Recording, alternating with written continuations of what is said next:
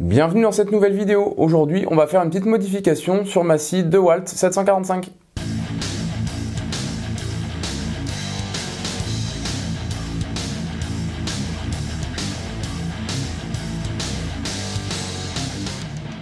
Pour les nouveaux, bienvenue sur ma chaîne YouTube, je m'appelle Vincent Brun, je fais des tutoriels de lutherie, du bricolage, du do-it-yourself, de la fabrication d'outils, plein de choses qui tournent autour du thème du bois. Si vous n'êtes pas encore abonné à ma chaîne YouTube, eh bien faites-le et pensez à activer la petite cloche, comme ça vous serez au courant des prochaines vidéos que je mettrai en ligne. Pensez aussi à me mettre des petits pouces bleus, ça me fait bien plaisir et ça m'encourage à continuer. Et enfin, si vous voulez en savoir plus sur le matériel que j'utilise dans mes vidéos, eh bien allez voir dans les liens en dessous de la vidéo. Dans une vidéo précédente, je vous avais montré comment j'ai utilisé du bois de palette et comment j'ai le recyclé pour me fabriquer du bois qui va me servir à me fabriquer un établi pour positionner ma scie sous table. Pour continuer la construction de ce petit meuble, je vais avoir besoin de faire une petite modification sur ma scie. Alors je vous explique pourquoi. Tout simplement parce que j'ai décidé de faire des assemblages à mi-bois avec mon bois de palette recyclé.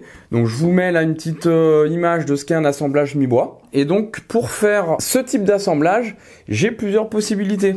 Ce que je peux faire, eh bien, c'est utiliser une scie japonaise, venir couper ici dans la profondeur mon bois à la profondeur que je veux faire de mon assemblage, et ensuite avec ma scie à ruban venir enlever cette partie-là de la matière, voilà, en venant avec ma lame couper le bout ici, et ça me fait du coup mon assemblage mi-bois.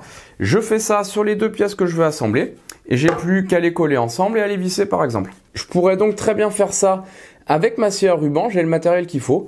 Mais là, comme ce meuble va être destiné à positionner ma scie sous table, eh bien j'ai envie de réaliser ça avec ma scie sous table. Des tenons, on peut les faire avec une lame de scie sous table. Donc j'ai envie de le faire avec, je vais essayer, puis je vais vous montrer comment ça fonctionne. Je vous explique le principe. Vous pouvez faire ça donc avec votre guide d'onglet ou avec un chariot de coupe. Voilà, j'en ai pas encore fait sur ma scie, mais ça viendra. Ensuite, vous réglez la hauteur de votre lame, voilà, si votre assemblage mi-bois, alors normalement c'est fait à mi-bois, donc à mi-hauteur, mais après vous faites bien la profondeur que vous voulez, on va dire pour votre tenon. Donc là, si je me positionne, par exemple, à mi-hauteur avec ma lame de mon bois, comme ceci, je définis quelle longueur je veux faire sur mon assemblage, et je viens faire un trait de coupe comme ceci. Et ensuite, je déplace mon bois petit à petit et je viens faire des rainures comme ceci sur toute la profondeur de mon bois. Et ensuite, pour bien nettoyer le fond de la partie qui va être usinée, si j'ai pas fait des traits de scie assez rapprochés, eh bien on peut par-dessus la lame venir nettoyer un petit peu comme ça. Au niveau sécurité, je pense qu'il faut faire quand même attention, c'est peut-être pas le top, mais ça fonctionne et en tout cas on peut le faire avec une scie sous table, donc c'est ce que je vais faire maintenant. L'inconvénient que j'ai, c'est cette pièce qui est ici. Alors cette pièce qui est ici, ça s'appelle un couteau diviseur. L'objectif de ce couteau diviseur, alors je remonte un peu la lame pour vous montrer, c'est que quand on vient découper une pièce, donc la pièce se sépare en deux, et ensuite elle va être un petit peu tenue par ce couteau diviseur de chaque côté. Ça va empêcher que la pièce puisse venir, si elle se décale un peu, toucher les dents de la lame. Voilà, la lame qui tourne vers moi. Et donc si la lame tourne vers moi et qu'une pièce vient se mettre un petit peu à cheval sur les dents, ça peut me projeter la pièce dessus. Et là, c'est vraiment très dangereux, ça peut faire très mal. Alors vous pouvez aller chercher sur Google, vous regardez des vidéos, vous marquez scie circulaire, kickback, voilà, quelque chose comme ça, et vous verrez que ça peut être vraiment très dangereux. Donc ce couteau diviseur sur la scie, c'est un élément de sécurité qui est très important, il ne faut vraiment pas l'enlever et il faut l'avoir. Sur mon modèle de scie, le couteau diviseur est plus haut que la lame, tout simplement parce qu'ici, il y a un petit emplacement sur lequel je peux venir fixer un capot de protection qui vient se mettre au-dessus de la lame, donc c'est un élément de sécurité en plus, et dessus peut venir se fixer un aspirateur. Moi, je ne me sers pas de cet élément de sécurité, j'en ai pas besoin. Bon, je sais pas si c'est une bonne chose, vous faites bien comme vous voulez. Moi, simplement, ça me permet de voir ma lame parce que c'est plus facile pour moi pour faire mes découpes. Mais logiquement, il faudrait l'utiliser. Il existe des modèles de couteaux diviseurs sur lesquels ce capot ne vient pas se fixer. Alors, c'est peut-être une histoire de normes dans certains pays, ça j'en sais rien, je me suis pas renseigné. En tout cas, il se trouve que le couteau diviseur est un petit peu plus bas. Parce que le problème que j'ai là avec mon couteau diviseur, c'est que si je veux faire une découpe sur une hauteur inférieure à la hauteur de ma pièce. Il faut que mon morceau de bois puisse passer intégralement de part et d'autre de ma lame. Et forcément, si le couteau diviseur est plus haut que ma lame, eh bien quand je vais traverser comme ceci, la pièce va venir ensuite embuter contre le couteau diviseur. Et ça, ça ne va pas me permettre de faire mon assemblage à mi-bois. Ou tout simplement de découper des tenons avec ma scie sous table. Il existe des modèles de scie, comme je disais, où les couteaux diviseurs sont plus bas, ou sinon, qui ont des couteaux diviseurs qui ont deux positions, ce qui permet de le remonter au-dessus de la lame ou de le baisser un petit peu suivant le travail que vous avez à faire. Là, c'est pas le cas sur ce modèle de scie de Walt. Il me semble que sur certaines de Walt 745, le couteau diviseur est différent. Ça dépend quel modèle peut-être ou quelle version vous achetez. Ou peut-être que dans d'autres marques, il y a un couteau diviseur différent. En tout cas, celui-ci ne me permet pas de faire mes tenons. Donc je vais faire une petite modification dessus, je vais le démonter et puis je vais venir enlever la partie qui me gêne. Bon, sachez qu'un couteau diviseur à bonne dimension, ça peut s'acheter aussi. Je prends pas un gros risque, j'ai le matériel qu'il faut, donc là je vais le découper, je vais m'en servir et puis si jamais je veux revenir à la configuration initiale, eh bien je pourrais toujours racheter le modèle de base sur lequel je peux mettre mon capot de protection. Pour définir la coupe que je veux faire sur mon couteau diviseur, eh bien c'est pas compliqué. Ce que je vous expliquais, c'est que le couteau diviseur doit être plus bas que la hauteur de lame. Donc ce que je vais faire, je vais prendre un chevron là, donc n'importe quelle hauteur, c'est pas important. Je positionne par exemple ma lame avec une hauteur dedans au-dessus de ma pièce de bois. Et donc forcément, si je reporte ici le bord de mon chevron sur mon couteau diviseur, eh bien celui-ci, une fois que je l'aurai découpé, là le trait que je vais positionner là, sera forcément plus bas que le haut de mes dents. Et ça va donc me permettre de faire des découpes traversantes au-dessus de ma lame. Je vais donc repérer la position de mon chevron et tracer ce trait sur mon couteau diviseur. Je vais ensuite le démonter et le découper.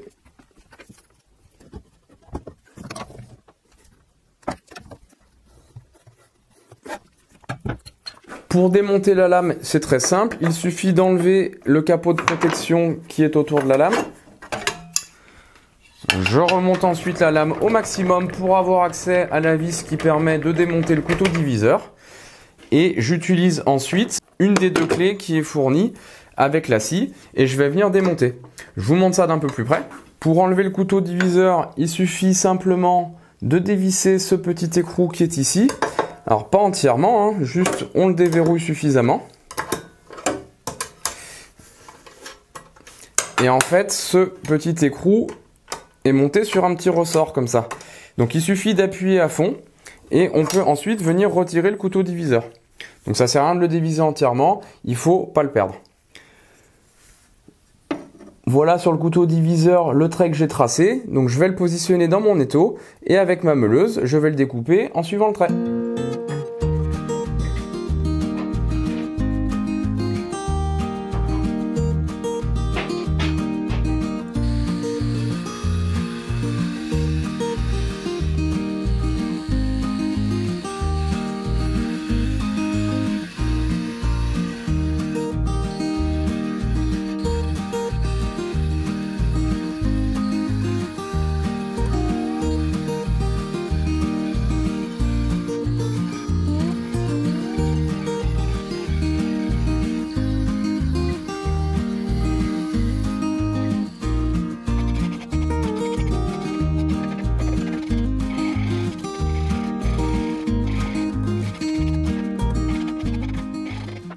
Maintenant que j'ai terminé la découpe de mon couteau diviseur, je peux le remettre en place. Pour ça, il faut appuyer d'abord sur la petite vis. Je peux ensuite l'enclencher, je relâche la vis et je la resserre.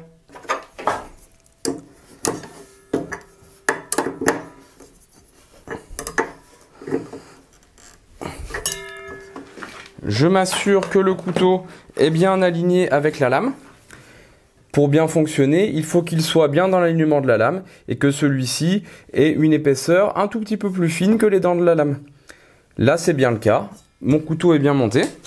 Je peux donc tout repositionner.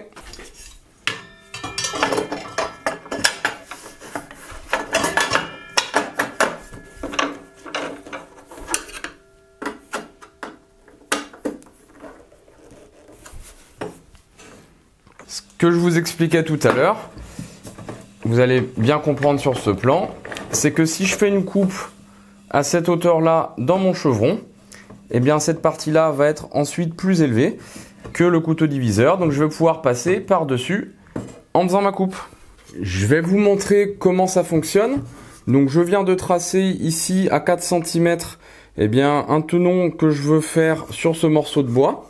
Je vais le faire à mi-hauteur, donc ici à 19 mm de la hauteur du bois. Donc d'abord je vais régler la hauteur de ma lame. Je vais mettre un petit peu en dessous, mais là c'est juste pour l'exemple. Je la mets à la hauteur qui va bien. Je fais un premier trait de coupe bien perpendiculaire à mon morceau de bois au niveau du trait qui sera la profondeur que je veux faire sur mon tenon. Et ensuite, je vais venir évider la matière.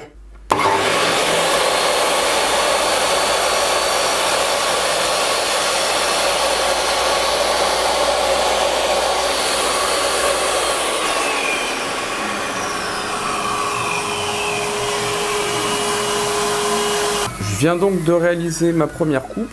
On voit bien la profondeur que j'avais déterminée et mon morceau de bois qui peut passer par-dessus la lame sans être gêné par le couteau diviseur. Donc je viens maintenant enlever la matière.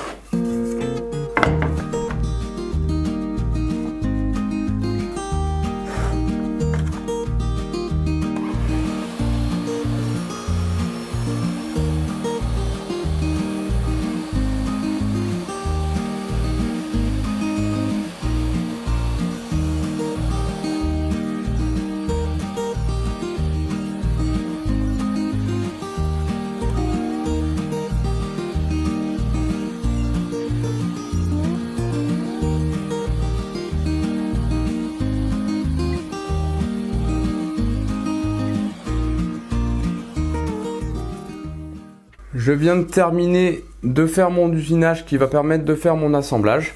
Donc voilà un exemple. Et bien voilà une petite modification assez facile à faire qui va permettre de faire de super coupes sur vos morceaux de bois pour faire certains assemblages. Alors c'est peut-être un petit peu long par rapport à d'autres méthodes, encore que ça demande aucun réglage et c'est vraiment super facile à faire.